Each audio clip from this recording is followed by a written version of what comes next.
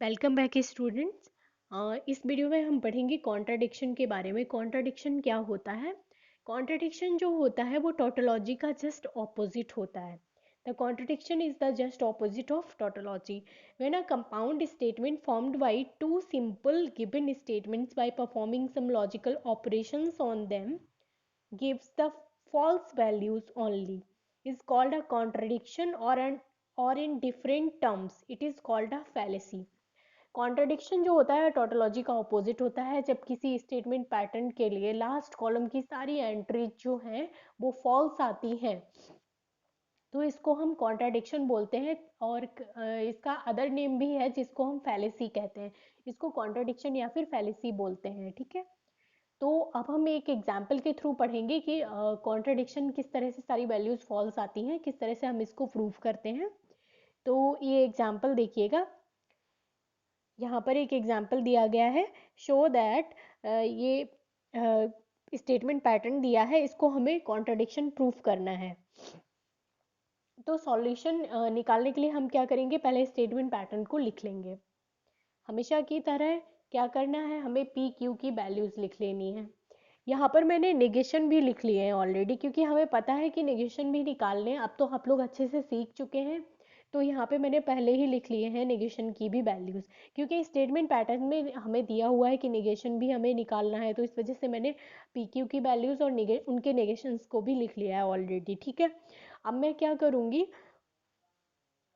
सबसे पहले bracket solve करना होता है। तो यहाँ पे फर्स्ट वाला ब्रैकेट क्या है दिया हुआ है, हमें पी और क्यू के बीच में हमें डिसजंक्शन निकालना है। ठीक है, तो मैं एक कॉलम बनाऊंगी और उसमें पी और क्यू को मैंने लिख लिया है। ठीक है, तो पी और क्यू के बीच में डिसजंक्शन निकालना है। तो डिसजंक्शन की कंडीशन क्या थी, एक डिसजंक्शन या फिर और तभी फॉल्स होता है जब उसके पी और क्यू दोनों की ही वैल्यूज, दो इम्प्लीकेंट्स जो हैं उन दोनों की ही वैल्यू फॉल्स हो जाए तभी वो फॉल्स होता है, अदरवाइज सभी कंडीशंस में ट्रू होता है। तो यहाँ पे देखिएगा, जब पी ट्रू था क्यू भी ट्रू था तब डिसजंक्शन क्या आया हमारा, ट्रू। पी ट्रू था क्यू फॉल्स था तो हमारा डिसजंक्शन क्या आया, ट्रू। ठीक है, और P फॉल्स है, Q ट्रू है, तो हमारा डिस्टिंक्शन क्या आया, ट्रू। अगर P भी फॉल्स है और Q भी फॉल्स है तो हमारा डिस्टिंक्शन क्या आया, फॉल्स। यही इसकी कंडीशन होती है।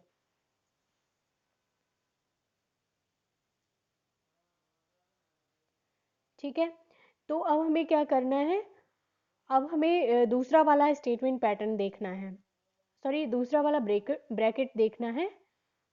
सेकंड ब्रैकेट में जो दे रखा है, सेकंड ब्रैकेट में हमें दिया हुआ है नेगेशन P और नेगेशन Q के बीच में हमें क्या फाइंड करना है, कंजंक्शन। ठीक है, इसके लिए मैंने एक न्यू कॉलम बनाया और उसमें इस पैटर्न को लिख लिया है।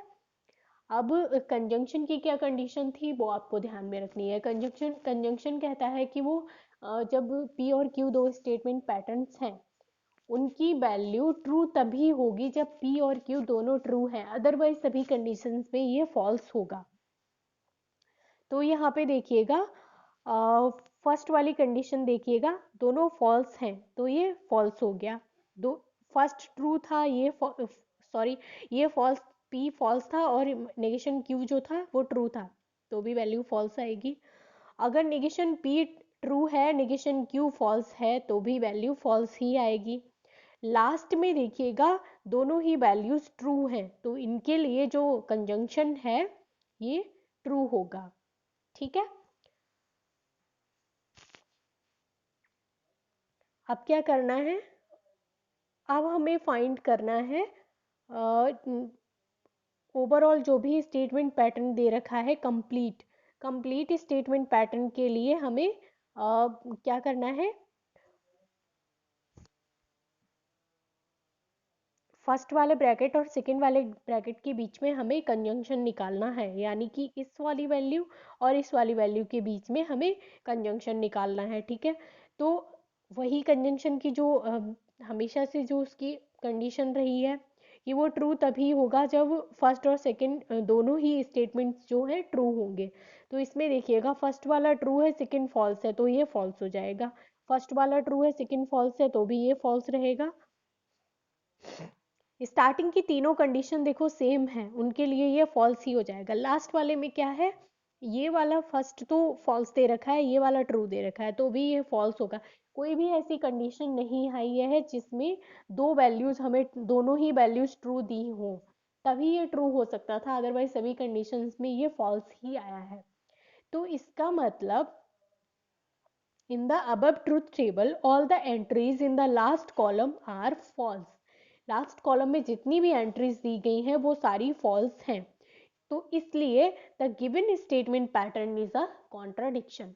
अगर सारी वैल्यूज फॉल्स नहीं आती, एक दो भी अगर उसमें ट्रू आ जाती, तो वो हमारा कॉन्ट्राडिक्शन नहीं होता।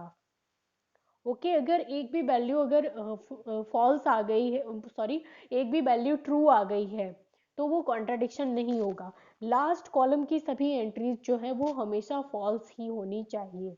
तो ये टोटोलॉजी एंड कॉन्ट्राडिक्शन दोनों ही एक दूसरे के ऑपोजिट है। टोटोलॉजी को आप टी से ही ध्यान रख लीजिए कि उसके लास्ट कॉलम में सारी वैल्यूज जो है वो ट्रू आनी चाहिए, और कॉन्ट्राडिक्शन के लास्ट कॉलम में सारी वैल्यूज फॉल्स आनी चाहिए। ठीक है, ओके।